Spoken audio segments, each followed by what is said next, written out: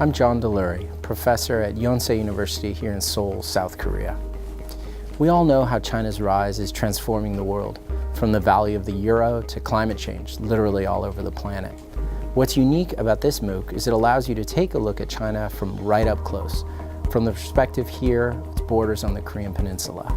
You will learn about the special relationship between China and Korea compared to being as close as lips and teeth that goes back for centuries. For me, this MOOC is exciting because it allows me to build on my first book, called Wealth and Power, China's Long March to the 21st Century. With my co-author, Orville Schell, in that book we looked at China's desperate search for a formula for national strength and prosperity. It was how Chinese look at their own history. But in this MOOC, we open up the picture and we look at how China's evolved its relationship with a small but strategic country on its northeast border with Korea. I want to cover a lot of ground chronologically speaking and think about big themes. So to do that, our MOOC will use the three major wars fought by Chinese troops on the Korean Peninsula.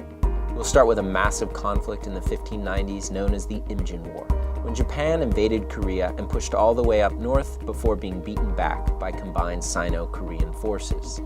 Then we will look at the First Sino-Japanese War in the 1890s, when the same thing happened, but this time China failed to stop Japan. And of course, we will look at the Korean War in the 1950s, when yet again China sent hundreds of thousands of young men across the Korean border, this time to repel an American-led coalition fighting for South Korea. As a historian, I'm always interested in how the past connects with the present. So in the last 2 weeks of the class, we're going to move right up to the current period. We're going to look at China's rather tricky post-Cold War strategy of trying to be friends with both Koreas.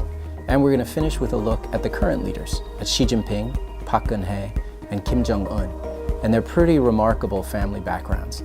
And from that, try and get some clues about the future of China-Korea relations.